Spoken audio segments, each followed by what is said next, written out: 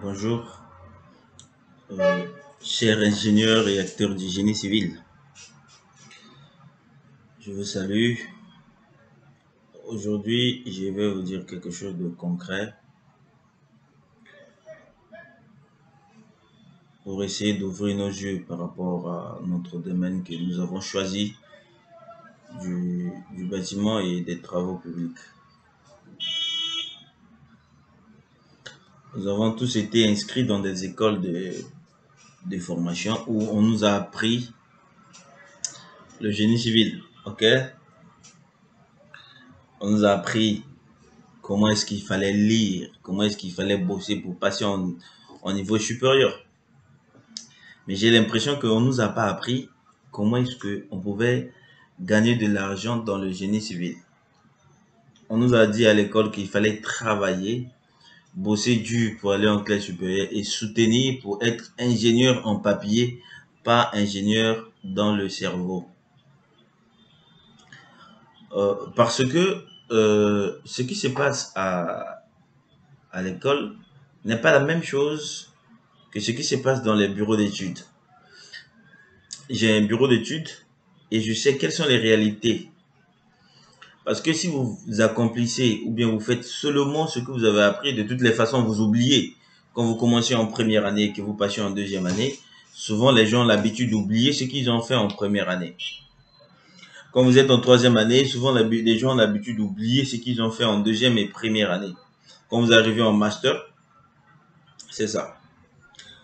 Je vous parle parce que je reçois pas mal des ingénieurs qui font des stages, qui travaillent avec moi, qui viennent pour des différentes formations. Par exemple, vous voyez que toutes ces formations qui sont ici, ce sont des formations qui sont disponibles dans, dans notre package de vente des formations en ligne. Ce sont des formations que nous avons établies pour faire recours aux attentes des ingénieurs. Vous voyez? Quand vous finissez l'école, on finit, vous avez le papier. OK. Est-ce que vous avez quelque chose en tête? Est-ce que si on vous met face à face à un projet, est-ce que vous êtes capable de piloter ce projet du début à la fin? Est-ce que vous savez à quel moment est-ce que vous pouvez commencer un projet? Vous savez sur quoi vous allez commencer un projet? Est-ce que vous allez commencer par le ferraillage? Est-ce que vous commencez par le prédimensionnement? Est-ce que vous commencez par les coffrages? Ça, je suis en train de parler des ingénieurs en génie civil. Vous voyez? Tout comme des dessinateurs en architecture ou bien des projecteurs architecture. Quand vous finissez, ok, vous avez appris à dessiner sur le papier. Mais aujourd'hui, nous sommes au 21e siècle. On ne dessine plus sur le papier. Le tout se passe avec un ordinateur, c'est-à-dire les DAO, c'est-à-dire dessin assisté à l'ordinateur. Vous devez apprendre à dessiner sur les ordinateurs aujourd'hui, à partir de maintenant. On a eu le temps de créer des logiciels capables de modéliser la 2D et capables de modéliser la 3D. Donc voilà, apprenez des formations en parallèle comme des formations en AutoCAD, comme des formations en Revit, des formations en Archicad. Ce sont des logiciels qui sont indispensables aujourd'hui aux acteurs du BTP. Ce sont les conseils gratuits, mais ce sont des conseils qui vont beaucoup plus vous aider. Moi-même, je suis le fruit de ce que je suis en train de vous dire. OK?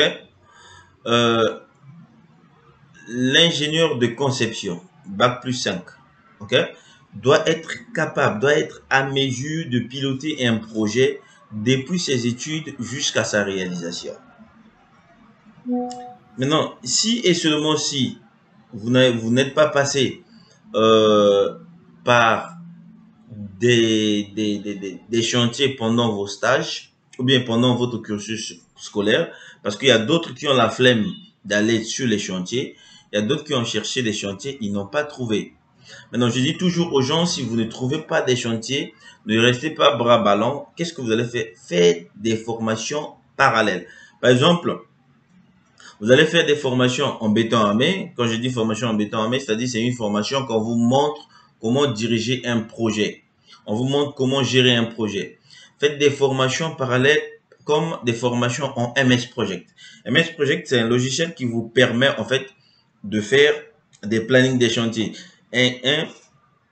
Un conducteur de travaux, un ingénieur doit savoir comment travailler sur le chantier. Il doit savoir la durée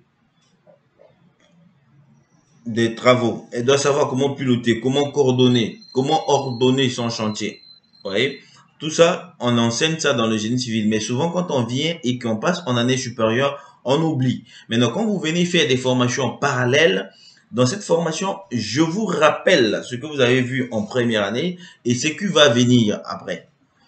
Vous voyez, ce sont des avantages, ce sont des trucs qui sont très importants en fait. Par exemple, si j'ouvre ce programme, ici, je montre aux gens, par exemple, comment faire les implantations. Vous voyez, comment faire le prédimensionnement, comment faire les coffrages, comment faire les coupes des escaliers, les calculs d'énergie, comment faire les coupes des balcons, comment modéliser des éléments, comment faire une descente de charge qui est autorisée. Vous voyez, comment faire des plans qui doivent être vérifiés, contrôlés. Vous voyez, voilà. Comment vérifier les résultats, par exemple, quand vous faites une descente de charge? Comment faire des coffrages, des ferrailles déradiées? Comment faire des coupes, des semelles excentrées, tout ça là, je l'explique dans cette formation sous forme de plusieurs vidéos. Ok? Nous avons beaucoup de formations ici sur des logiciels différents qui vont vous permettre de réveiller votre instinct génie civil, c'est-à-dire depuis la première année jusqu'en M2 que vous avez eu à faire. Il y a d'autres choses que j'ai dit où vous n'avez pas fait dans votre cursus. Vous voyez, apprenez des logiciels par exemple comme Revit. Revit, vous, par exemple ici, apparemment c'est Revit Structure, ok. Regardez ici, il y a un plan de coffrage qu'on a fait. Vous voyez, un ingénieur doit être capable de gérer, de faire un plan de coffrage. Vous voyez, de faire un plan de coffrage qu'on peut réaliser. Maintenant, si tu es ingénieur et que tu n'arrives pas à faire ça, voilà, je vous invite, ok. Je vous invite à venir prendre des formations. Il y en a ici à gogo. Il y en a plein, plein et plein. Ok? Je vais pas faire la publicité sur ça. Un ingénieur doit savoir comment estimer un projet. C'est quoi le coût de ce projet en regardant le projet. Même à travers des plans archi, vous pouvez savoir à combien l'estimation en fait. Combien va coûter ce projet. Maintenant, pour ça, j'ai parlé ça en long et en large dans cette formation. Maîtrise et estimation de prix. Vous voyez, j'ai parlé ça en long et en large dans cette formation. Comment faire des estimations rapides. Comment faire un devis sans plan béton armé. Comment calculer rapidement des quantités. Comment faire sortir les bons de commande. Comment calculer les prix de vente hors taxe. Comment calculer le prix de vente toute taxe. Comment calculer le coefficient d'adjudication. Comment faire les devis des agglos, des audits, tout ça. Comment avoir le devis des grosses œuvres, bien d'autres, le devis des secondes œuvres, ainsi de suite. Ok? J'ai parlé de tout ça ici, tout. Voilà. Venez apprendre.